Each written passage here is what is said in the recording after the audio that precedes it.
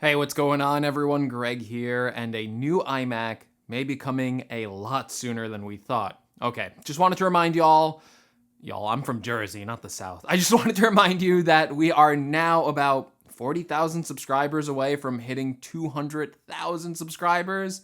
Last year, we hit the huge milestone of actually getting 100,000 subscribers, and now it looks like we're on track to add another 100,000 in just this year alone. So hit that subscribe button for even more Apple and Mac content like this video here. All right, so I'll just say up front, I'm still, in my head at least, not expecting an iMac update until later this year. I know that's not the hypothesis of this video per se, but just for the record, I'm still in disbelief that this thing is coming out this soon. However, there's a bunch of mounting evidence and clues pointing to the fact that the next iMac is coming out sooner rather than later. For starters, you might be aware that Apple officially discontinued the iMac Pro from its website. Now, at first, you might not think much of this. I mean, I think most of us were probably thinking the iMac Pro was eventually going to be on its way out as Apple transitions the entire iMac lineup to Apple Silicon, considering the next generation M1X chip will likely be more performant than anything Apple was offering with Intel variants. So the need for a separate higher-end version of the iMac seems pretty needless when the chip that's powering all iMacs and MacBook Pros is likely to be the same exact chip. And other ways to differentiate that product lineup, like including error-correcting RAM or a higher-end discrete graphics card, or even a better thermal design, those all seem like things that newer versions of the iMac won't really even have to rely on that strongly, as Apple will likely shift these products over to a unified memory architecture, thus not having the need for separate ECC RAM. And the current M1 computers don't have discrete graphics cards, so we may not even see the option to add discrete graphics cards in the future of Mac computers. And honestly, we need to worry a lot less about how the iMac is designed thermally to handle higher energy consuming chips, considering Apple's huge advantage with Apple Silicon's amazing performance per watt. All of this is to say that the iMac Pro will likely never be another product in Apple's lineup. And even if the name somehow still remains, which I'm doubting, I think Apple would just call the bigger 27-inch iMac the Pro version, and the differences are likely to be negligible from the smaller version. So the iMac Pro being discontinued makes sense. However, its timing is a little sus. Oh, geez, did I make an Among Us joke? I'm sorry. I'm better than that. No, I'm not. Anyway, why discontinue this product now when you don't have any new iMacs, at least in that higher end configuration, to sell? Well, there are reasons to make this decision now that have nothing to do with the launch of an Apple Silicon iMac anytime soon.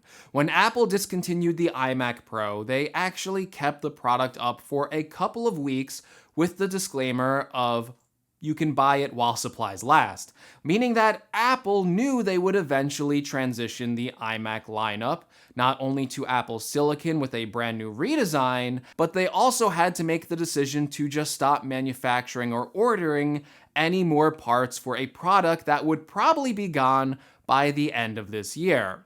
But there's more.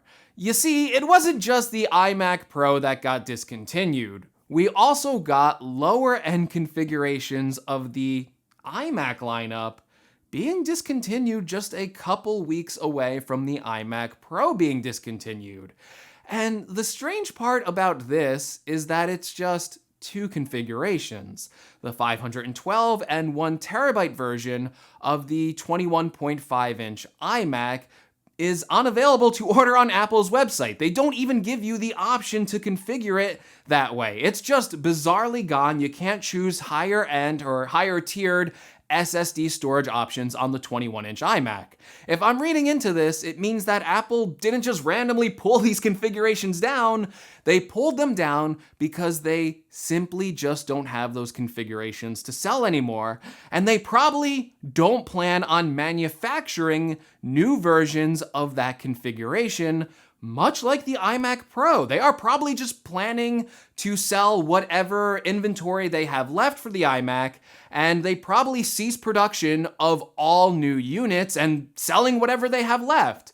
Meaning that it's very likely Apple is in the endgame here in terms of the iMac lineup, and maybe even the entire Intel Mac lineup. Now listen, as much as I normally wouldn't read into a supply issue like this, I think it's getting clearer that the writing is pretty much on the wall. We've heard for the past few months now even more leaks regarding the design of the new Apple Silicon iMac, how it will include a flatter design reminiscent of the Apple Pro Display XDR, and we've also heard rumors that they're removing a large portion of the front bezel and the iconic iMac chin and giving us a design that will look like a supersized iPad Pro on a stand.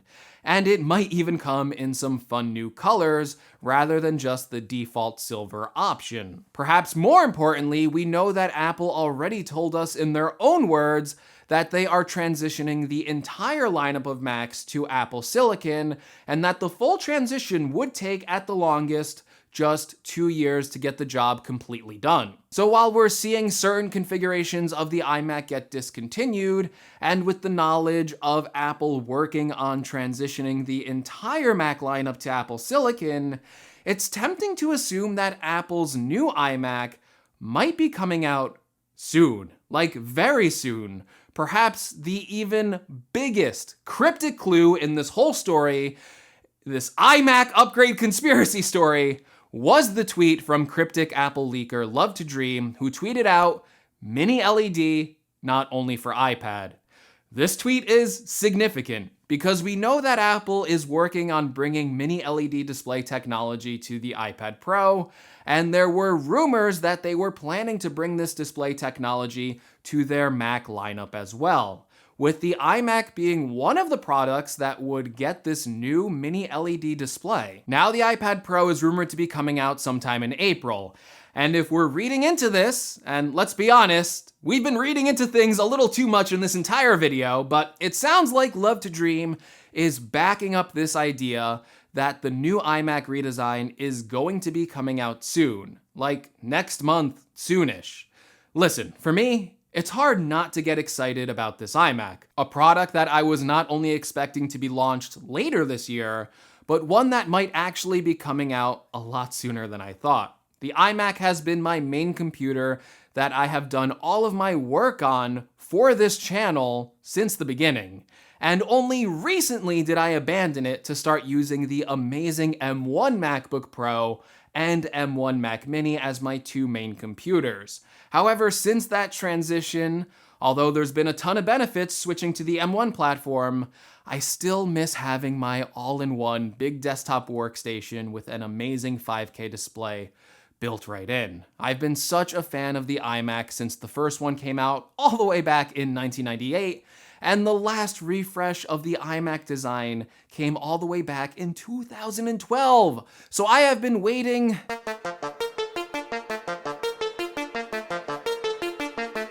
9 years, 9 long years for a design update to the iMac, and I think based on everything we've heard so far, it's going to be pretty great. But that's just a theory, an Apple theory. Oh, sorry, wrong channel. But anyway, let me know what you think of all this iMac speculation in the comments below. Do you think the iMac is going to be updated very soon?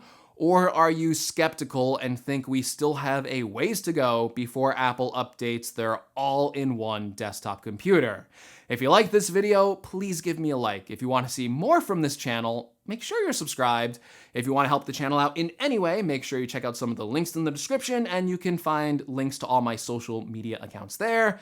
And as always, thank you so much for watching. Hopefully we don't have to wait too much longer for the iMac, and I will see you all in the next video. Take care, everyone.